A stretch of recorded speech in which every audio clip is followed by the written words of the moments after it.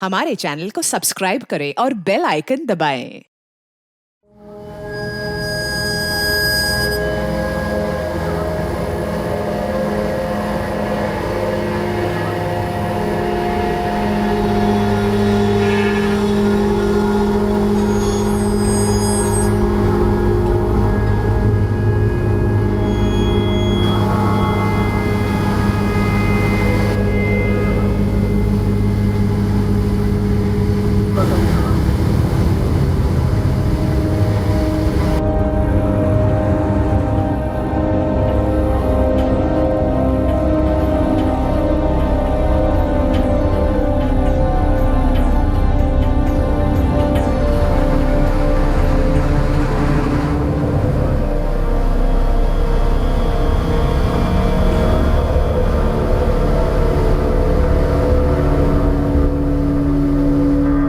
एक केस की छानबीन ऊपर के लेवल से हो रही थी, लगभग 200 फीट ऊपर से। जी हां, इस केस में क्राइम सीन पर ड्रोन का इस्तेमाल किया जा रहा था ताकि पुलिस को कोई तो सुराग मिले।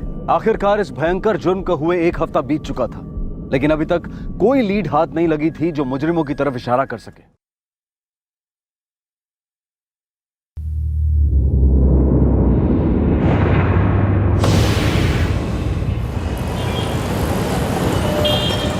जिस जुर्म ने एक परिवार को जिंदगी भर का शोक दिया, उसी परिवार में कुछ महीने पहले जश्न मनाया जा रहा था।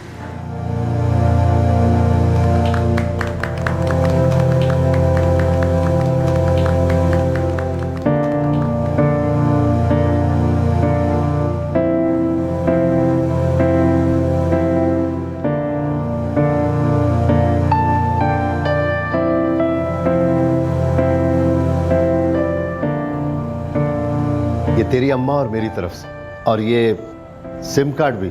थैंक यू अप्पा। खुश रह। और ये मेरी तरफ से, अपने साथ ले जाना। थैंक यू अम्मा। अरे बस बस आंटी, और कितना खाऊंगा मैं? अरे जब तक मैं देती जाऊंगी खाएगा, समझा? ये ले। अम्मा बस बहुत खा लिया मैंने। अरे चुपचाप खा तू। पायसम लेके आती। आशा, मुझे तुमसे कुछ बात करनी थी। समझ में नहीं आ रहा कैसे कहूँ। तुम मेरे बेस्ट फ्रेंड हो ना, तो हम एक दूसरे से कुछ भी कह सकते हैं, कुछ भी पूछ सकते हैं, है या नहीं? हाँ बाबा। अच्छा सुनो, तुम चेन्नई में अपनी जॉब में सेटल हो जाओ, अपने घर पे सेटल हो जाओ, फिर प्लीज़ मेरे लिए भी वहाँ पे जॉब देख लेना ना। मैं यहाँ बिल्कुल अकेला हो जाऊँगा। मैं तुम्हें बहुत मिस करूँगा। हाँ बाबा, मैं भी बहुत मिस करूँगी तुम्हें। मैं वहाँ पे पक्का तुम्हारी ट्राई करती हूँ, ठीक है? Chennai. Thank you Pooja. Tell me. कल पहुँच रही हो ना? हाँ हाँ, सब सेट है। मैं कल नहीं, परसों सुबह अर्ली मॉर्निंग पहुँच जाऊंगी। फिर फ्रेश होके सीधा ऑफिस। Okay great. अच्छा सुन, कल ना शायद मेरा नाइट शिफ्ट होगा, तो मैं चाबी रिसेप्शन पे रख दूंगी, ओके? हाँ बाबा ठीक है, बाय।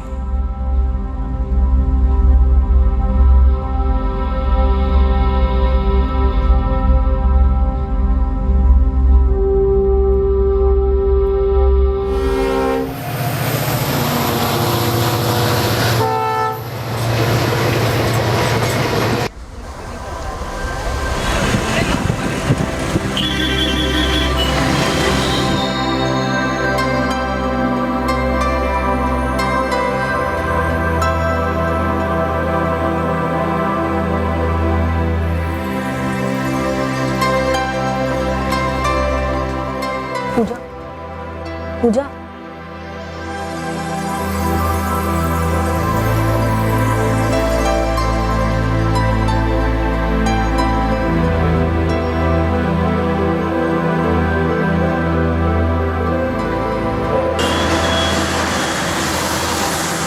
वेलुपुरम की आशा रमन चेन्नई पहली बार रहने आई थी, वो भी नई नौकरी पर।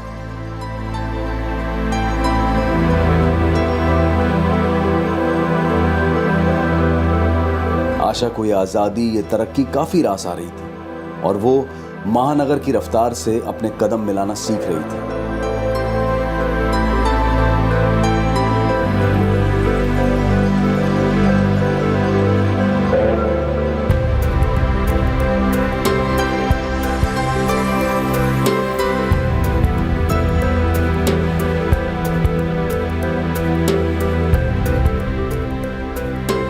आशा की हॉस्टल रूममेट पूजा जोसेफ भी आशा की तरह चेन्नई में नहीं थी। दोनों में काफी अच्छी दोस्ती जमी और वो दोनों अपने खाली वक्त में पूरा शहर घूमते, एक महानगर के साथ दोस्ती बनाने की कोशिश करते।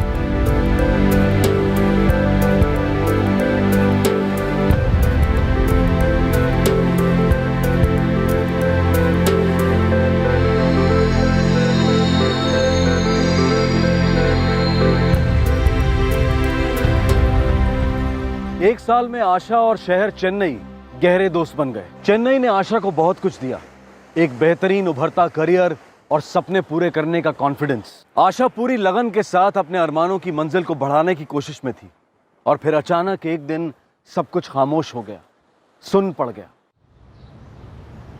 हाय आशा। हाय पूजा।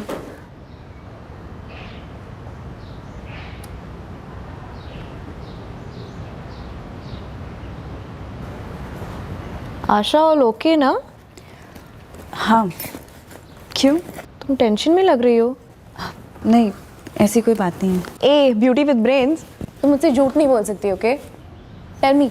यार पूजा, ऑफिस में ना टीम लीडर ने मुझे एक प्रोजेक्ट दिया था जिसकी डेडलाइन परसों की है।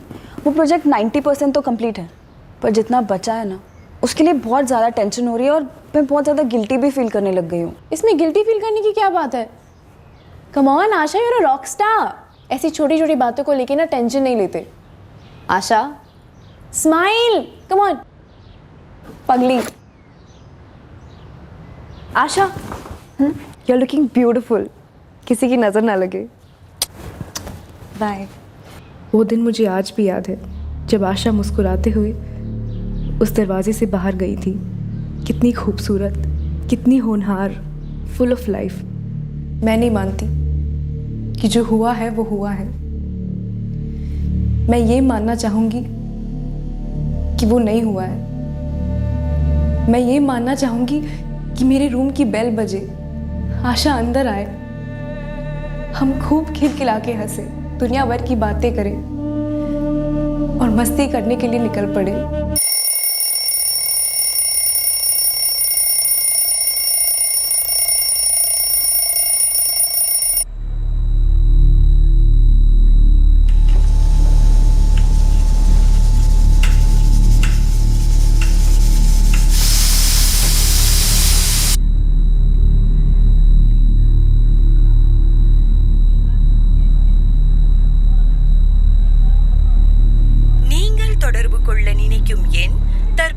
स्विच ऑफ आगा उल्लது।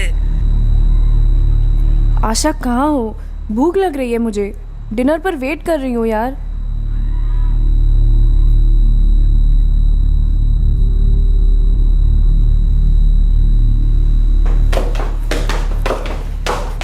दीदी, आज फिर से मेरा नाइट शिफ्ट है। मेरी रूममेट आशा अभी तक नहीं पहुंची, तो ये चाबी मैं आपके पास रखती हूँ। जैसे ही वो आ जाए आप उन्हें दे देंगी। अभी 11 बजा है, 11:30 बजे मैं घर जाऊंगी।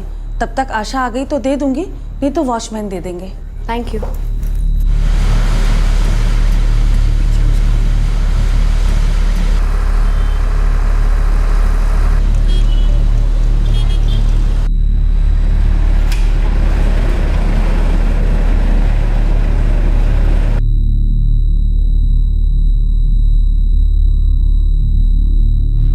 दीदी, आशा ने नहीं ली? वो तो आई नहीं अब तक। क्या? काम पे शायद उनको देरी हो गई होगी। देर?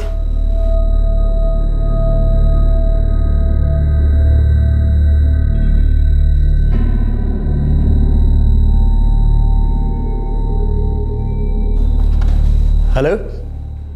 हाँ, मैंने आशा रमन का वर्क स्टेशन चेक किया है, बाकी के ऑफिस स्टाफ से भी पूछा है। सिक्योरिटी, कैंटीन, सभी जगह जो मेरी लॉगबुक में है वही करेक्ट है। 9:37 पर आशा रमन ने लॉग आउट किया और 9:45 पर वो ऑफिस प्रेमाइसेस से निकल गई। पर सर, वो रात भर यहाँ अपने हॉस्टल लौटी ही नहीं है, ना कोई कॉल ना कोई मैसेज। सर, आपको अजीब नहीं लगता? हाँ, अजीब तो है, लेकिन इससे ज्यादा हम क्या कर सकते हैं? ऑफिस आवर्स के बाद एम्प्लॉय क्या करता है, कहाँ जाता है, ये हमारा लुकआउट नहीं है।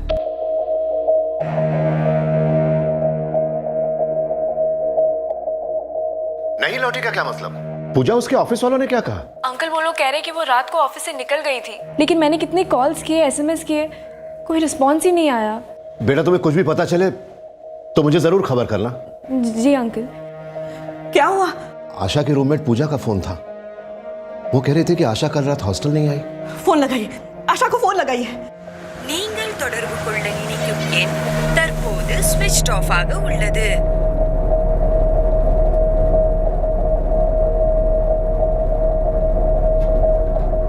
நீங்கள் தொடர்பு கொள்ள நினைக்கும் எண்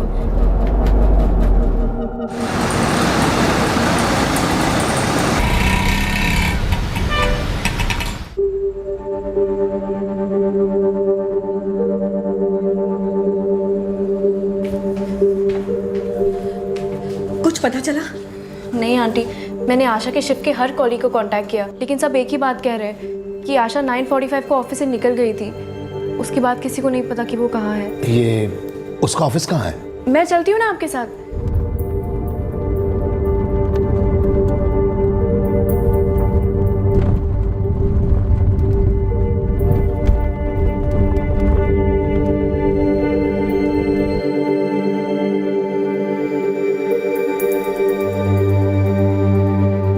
मिस्टर एंड मिसेस रमन, ये देखिए 12 जून 2014 9:37 आशा रमन ने अपने वर्क स्टेशन से लॉग आउट किया है।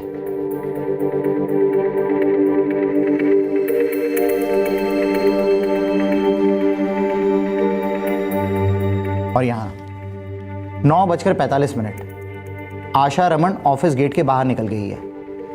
क्लियर दिख रहा है। जैसा कि मैंने इन्हें कहा कि ऑफ ड्यूटी पर्सनल लाइफ में एम्प्लॉयज क्या करते हैं, कहाँ जाते हैं, इसमें हमारा कोई इंटरेस्ट नहीं है। अंकल आंटी पुलिस कंप्लेंट करते हैं।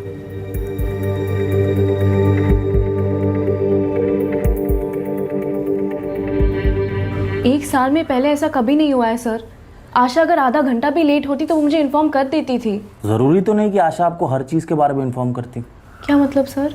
मतलब ये कि उसकी personal life, boyfriend, good friend. नहीं सर, आशा का कोई बॉयफ्रेंड नहीं है, मैं गारंटी दे सकती हूँ। वेल्लूपुरम में कोई प्यार मोहब्बत की स्टोरी, कोई नाराज प्रेमी? तो ठीक है, जैसे ही कुछ पता चलता है हम आपको इन्फॉर्म कर देंगे। वैसे भी इतने बड़े शहर में एक लड़की को ढूंढ पाना थोड़ा टाइम तो लगेगा ही। होटल का नाम मराठा है, हमारे हॉस्टल से बस 5 मिनट की दूरी पे है। अंकल आंटी हिम्मत रखिए, आशा ज़रूर मिल जाएगी। நீங்கள் தொடர்பு கொள்ள நினைக்கும் எண் தற்போது ஸ்விட்ச் ஆஃப் ஆக உள்ளது.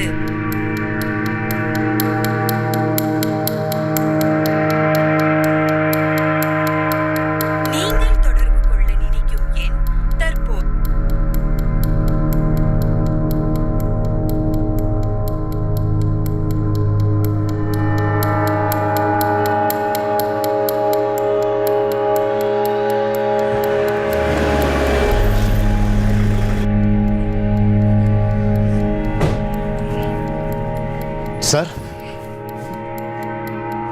सर कुछ पता चला? कल भी आया था ना? क्या कंप्लेंट थी?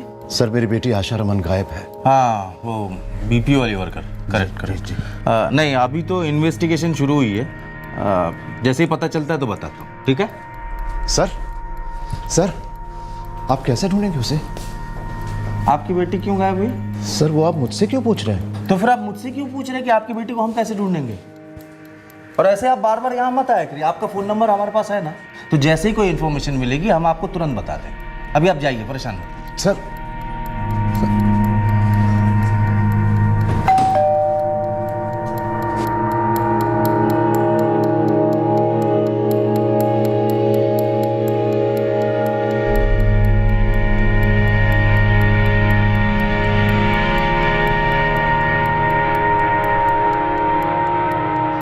आशा की अम्मा के सामने मैं रो नहीं सकता। मुझे मजबूत बने रहना होगा। लेकिन कब तक और कैसे होगा? अगर किसी का बच्चा खो जाए तो इंसान रोजमर्रा की चीजें कैसे कर सकता है? खाना पीना, सोना, सोचना, कैसे? हर सेकंड गला घुटता है। हर सेकंड छुरे चलते हैं। कहां है मेरी बच्ची? किस हाल में है वो? क्या हुआ उसके साथ?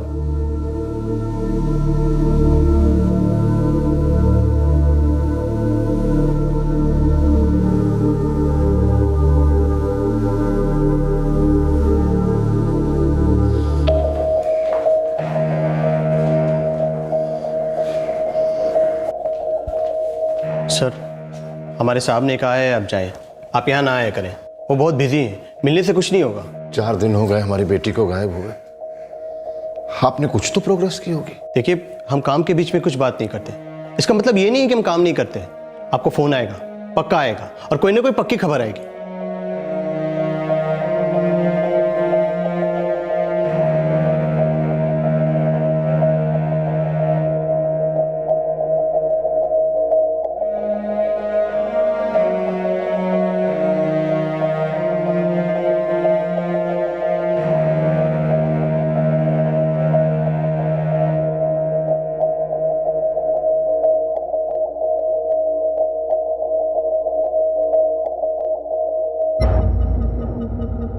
आशा की खबर के इंतजार में उसके माँ बाप का एक एक क्षण तिल तिल कर गुजर रहा था।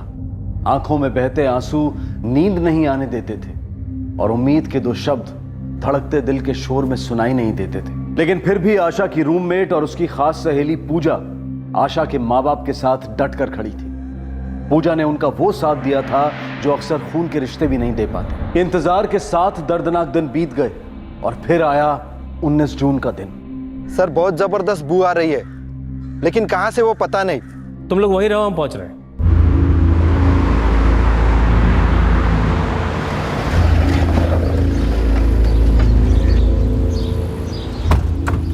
सर, हम अंदर गए।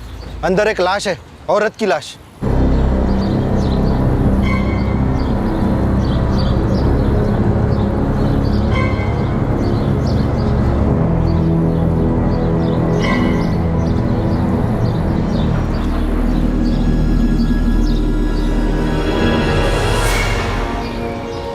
ये तो वही बीपीओ वाली लड़की है ना? क्या नाम बताया था फैमिली में? आशा रमन सर। फैमिली को फोन करो। सर,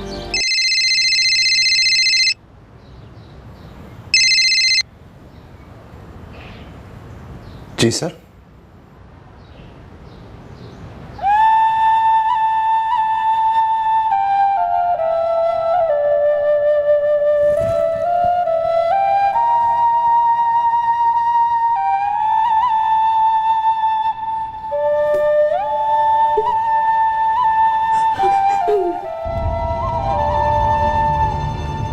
आंटी, अंकल संभालिए अपने आप को। पुलिस श्योर नहीं है ना, बस आइडेंटिफिकेशन के लिए बुलाया है। मुझे पूरा भरोसा है कि वो बॉडी आशा की नहीं है।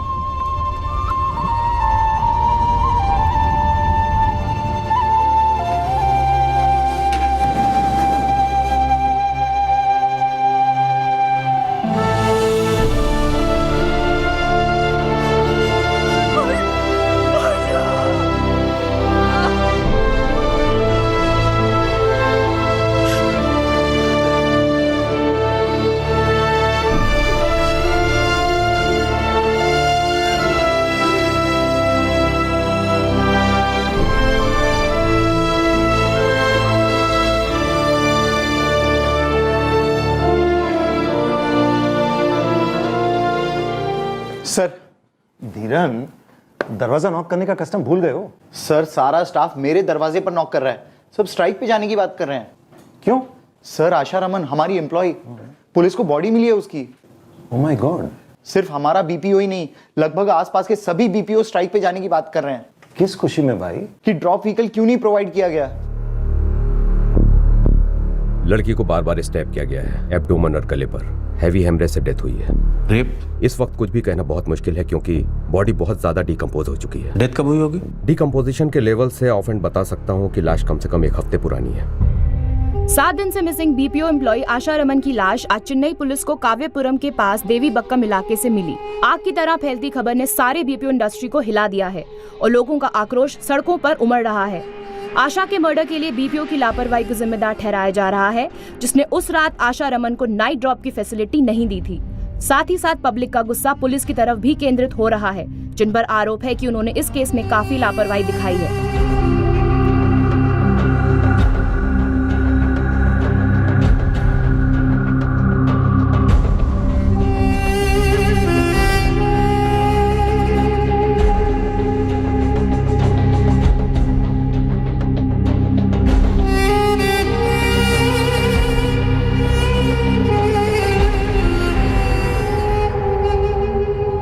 और लड़की के फोटोग्राफ सारे स्टेशन में भेजने के अलावा खबरियों को भी एक्टिवेट करने वाले थे। कितने लोगों के साथ बात की, कहां कहां ढूंढा, बीपीओ में क्वेश्चनिंग की, उसके हॉस्टल में, आसपास के इलाके में कुछ किया? सर किसी लीड का इंतजार कर रहे थे। कहां से मिलती है लीड?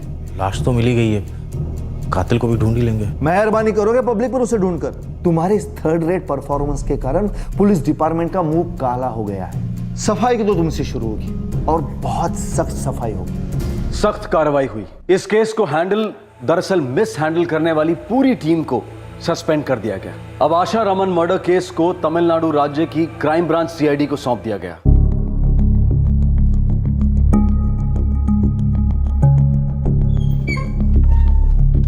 सर, हमारे पास इस वक्त पोस्टमार्टम रिपोर्ट और बीपीओ का सीसीटीवी फुटेज है। और बस सर, इतना ही। शुरुआत के लिए काफी है। ऑफिसर्स, हाई प्रेशर केस है, हमें आधे टाइम में डबल मेहनत करनी है। सर।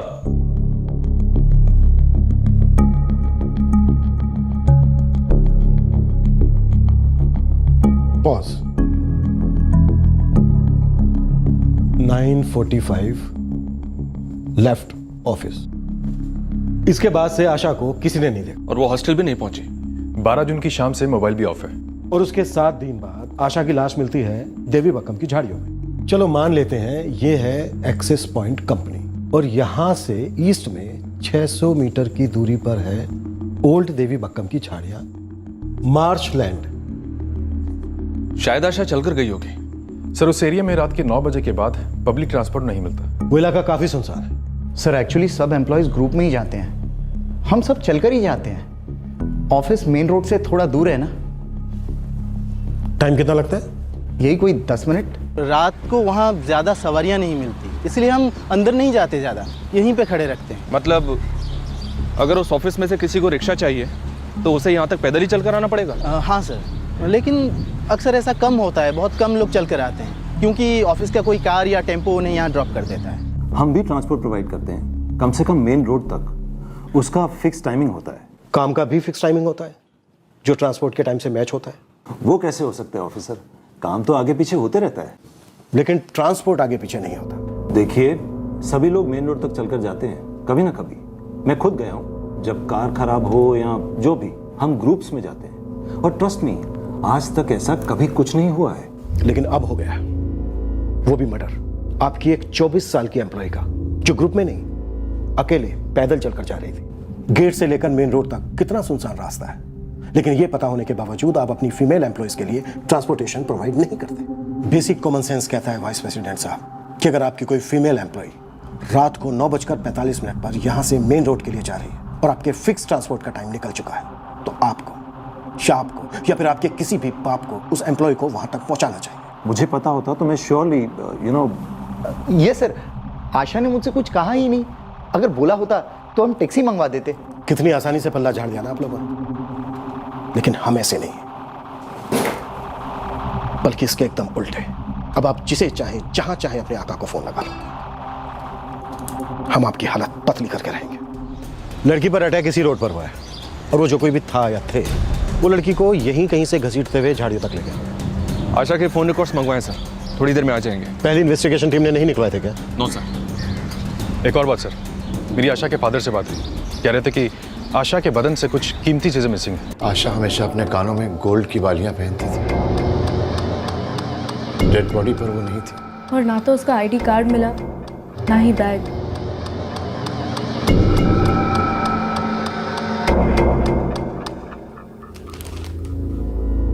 सिर्फ कपड़े, जूते या कुछ और नहीं मिला लाश के साथ? नहीं सर, कुछ और नहीं मिला, जो मिला वही जमा हुआ है। आशा का आई कार्ड, जूते, पर्स, सोने के इयररिंग्स, ये सारी चीजें मिसिंग है। लेकिन पहली टीम ने कोई सर्च नहीं की। नहीं सर, काफ़ी झाड़ियाँ हैं, उन्होंने कोई सर्च ऑपरेशन नहीं किया। यह तो सरासर लापरवाही है। प्रभाकर सर, ड्रोन मंगवाओ। Yes sir.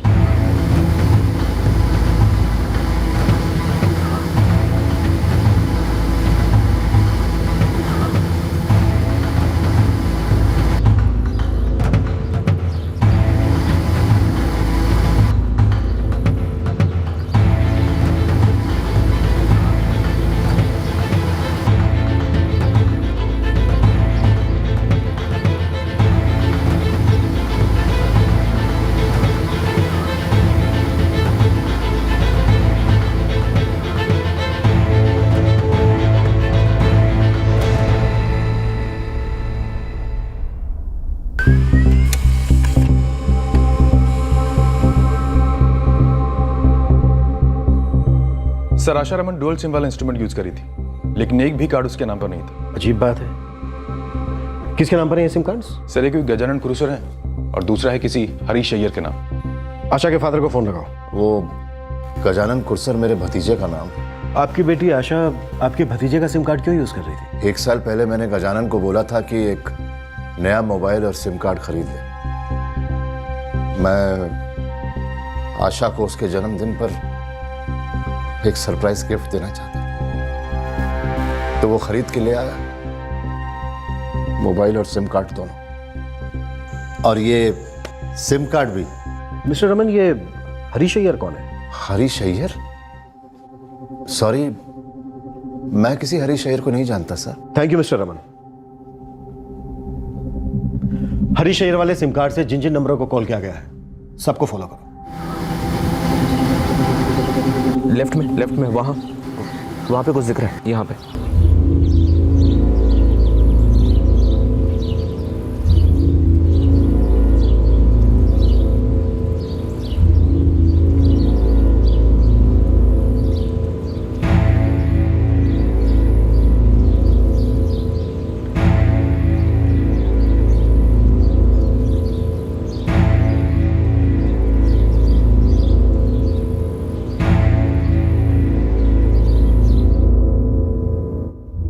आशा के बैग से हमें कोई मनी पर्स नहीं मिला और ना ही एक भी पैसा।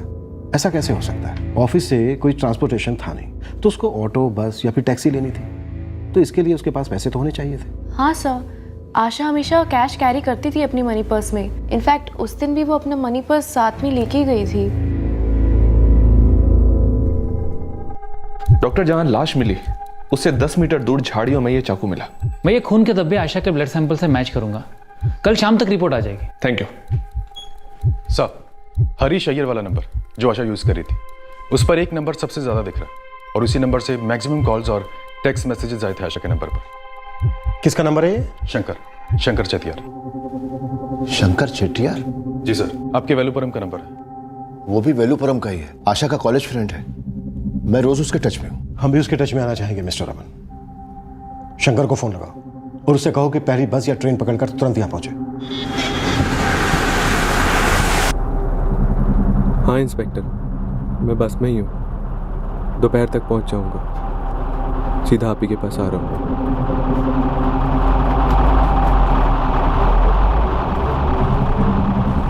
आशा, मुझे तुमसे कुछ बात करनी थी, समझ में नहीं आ रहा कैसे कहूँ।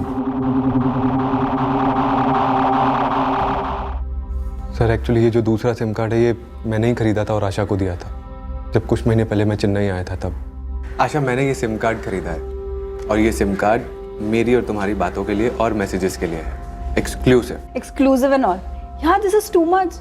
एंड खास खास तो तुम हो ही, सबसे खास। कुछ था तुम दोनों के बीच?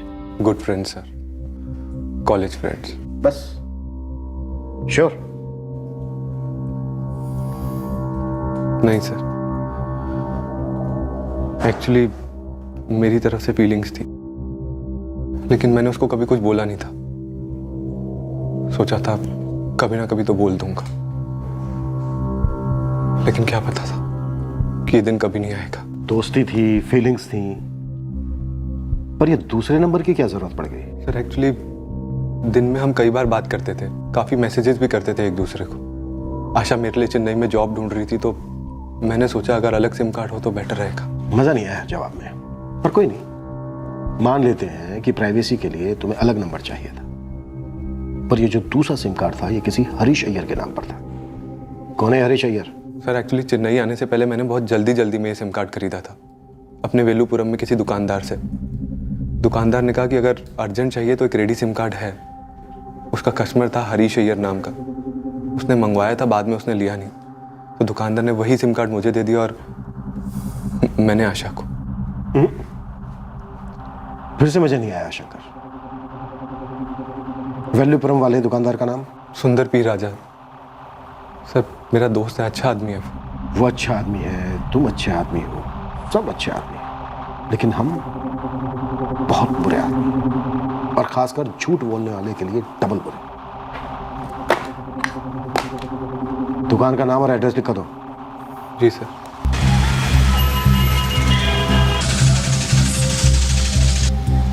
सर ऐसे तो होता ही रहता है, लोग आते हैं एक सिम कार्ड के ऑर्डर देते हैं, कभी मूड चेंज हो जाता है, कभी प्लान चेंज हो जाता है, जो भी होता है सर वो सिम कोई लेने आता ही नहीं, फिर वो सिम हम किसी और को दे देते हैं। इडली सांभर समझ के रखा है तूने सिम कार्ड को, किसका ऑर्डर उसको दे दिया।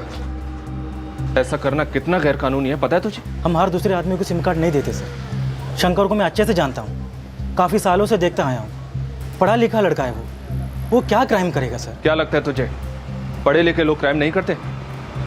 चल हरीश अय्यर के डॉक्यूमेंट्स की कॉपी दे। ये रहा सर।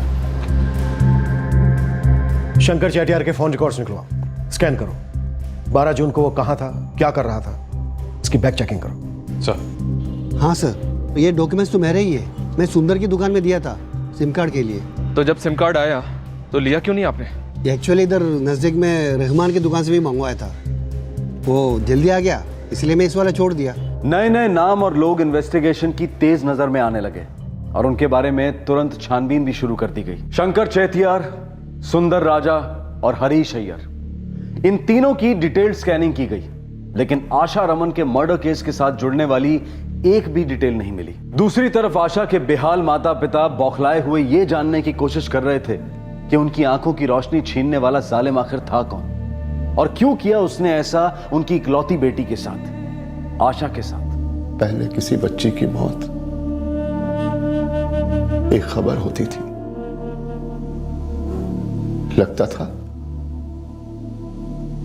दूसरों के साथ होगा, लेकिन अपने साथ कभी नहीं। हाँ, उस बच्ची के लिए, उसके मां बाप के लिए दुख जरूर होता था, लेकिन भुला देते थे, जिंदगी आगे बढ़ा देते थे। पर अब क्या भुलाएंगे, क्या आगे बढ़ाएंगे?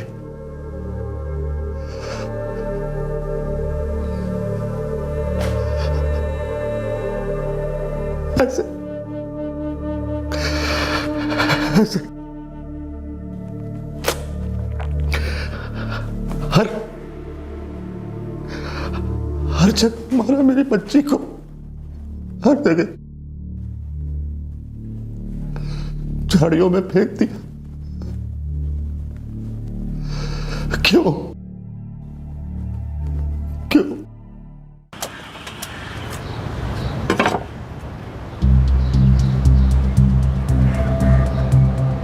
क्या जोसेफ, कुछ पता चला? कुछ नहीं मिला सर, पानी नहीं, मलाई नहीं, हर नारियल ज़ीरो निकला। कहाँ गया?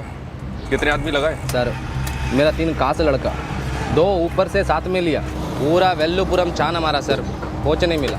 फिर ये बीपीओ का बॉस लोग, हॉस्टल का वो वॉचमैन, डोबी, केबल वाला, बिग ज़ीरो सर, कुछ नहीं मिला। कोई बात नहीं, लगे रहना।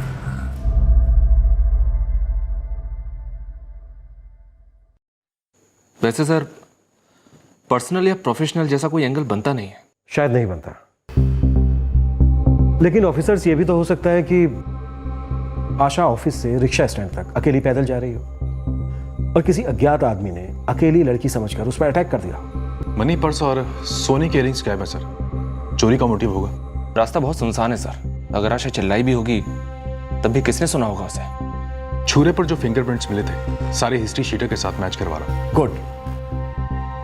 अगर ये अज्ञात लोग हैं जिन्होंने सिर्फ चोरी के मकसद से ये मर्डर किया है तो हमें जल्द से जल्द इन तक पहुंचना होगा, क्योंकि पॉइंट ए, ये शहर छोड़कर भाग सकते हैं या ऑलरेडी भाग गए होंगे।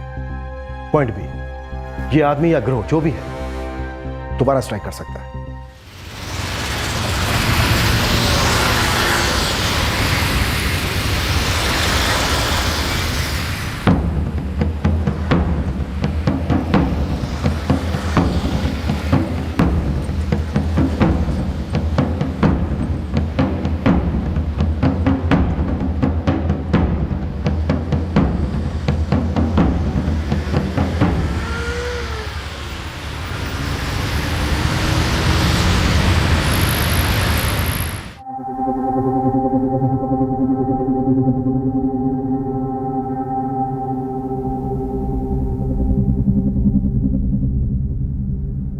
कुछ तो पता चला होगा किसने किया। हमें कुछ सुराग मिले हैं सर, लेकिन मुजरिम तक पहुंचने में भी देर है। आप लोग और कब तक आशा को अपने पास रखेंगे? देखिए सर, एक डिटेल पोस्टमार्टम होना भी बाकी है। जैसे वो हो जाता है हम बॉडी आपके हवाले कर देंगे। वो कह रहे हैं कि कोई जान पहचान का नहीं था, कोई दुश्मनी नहीं थी। उन्हें तो यह भी नहीं मालूम कि किया किसने। हमें भी नहीं मालूम। बस दिल में एक ही सवाल आता जाता है, क्यों?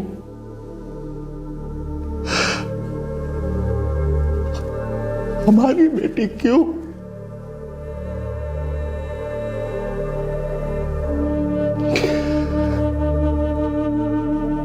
और हर बार जब सवाल आता है तब ऐसा लगता है अब जवाब आएगा, अब जवाब आएगा। लेकिन जवाब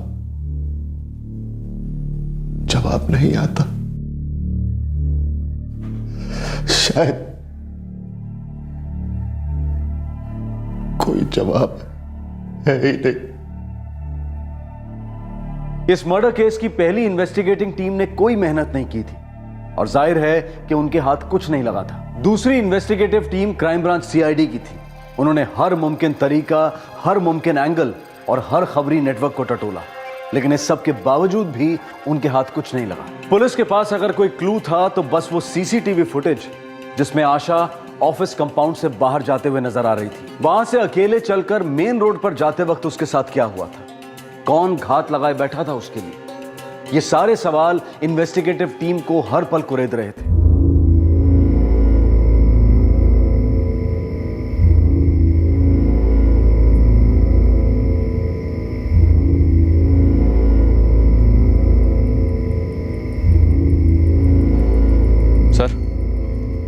खबरी नेटवर्क तो बार बार ब्लैंक रेस्पॉन्स दे रहा है। उनका कहना है कि कोई फर्स्ट टाइमर होंगे ये लोग। सर, छुरे पर मिले फिंगरप्रिंट सारे स्टेट के पुलिस स्टेशन और जेल्स में भेजे गए, मैच करवाए गए, मगर कोई भी मैच नहीं मिला।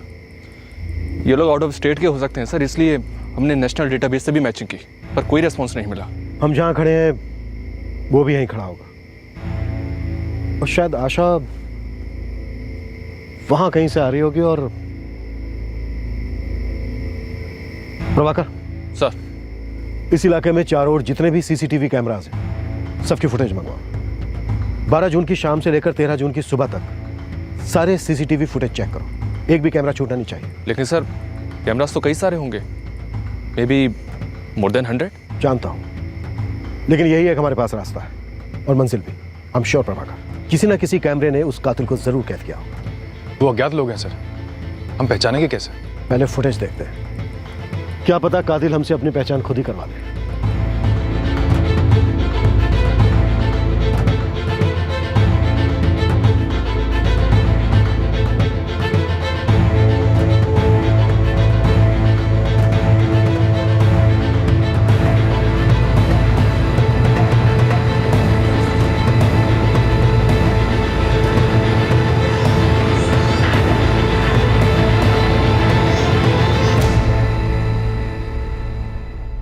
और अब तमिलनाडु की क्राइम ब्रांच सीआईडी टीम घास के बोरे में से सुई ढूंढने निकली थी। कत्ल की रात को क्राइम सीन के 360 डिग्रीज की दिशा में लगे सारे सीसीटीवी कैमरास के फुटेज को चेक करने का ऑर्डर दिया गया, इस उम्मीद के साथ कि हत्यारा या हत्यारे किसी ना किसी कैमरा में तो जरूर कैद हुए होंगे। क्या यह तरीका कोई रिजल्ट देने वाला था?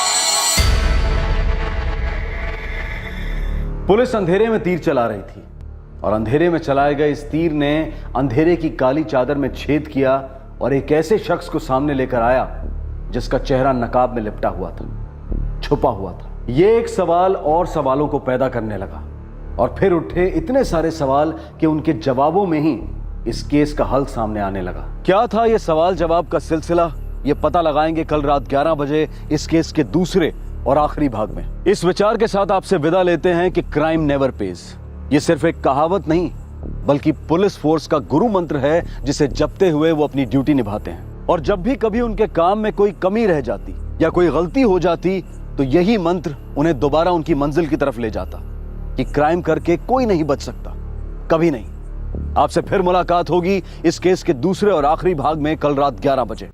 तब तक सुरक्षित रहें और देखते रहें क्राइम पेट्रोल सतर्क। सबक एक को, सीख हम सबको। जय Hind. For more updates, subscribe to our channel, click the show links and enjoy watching the videos.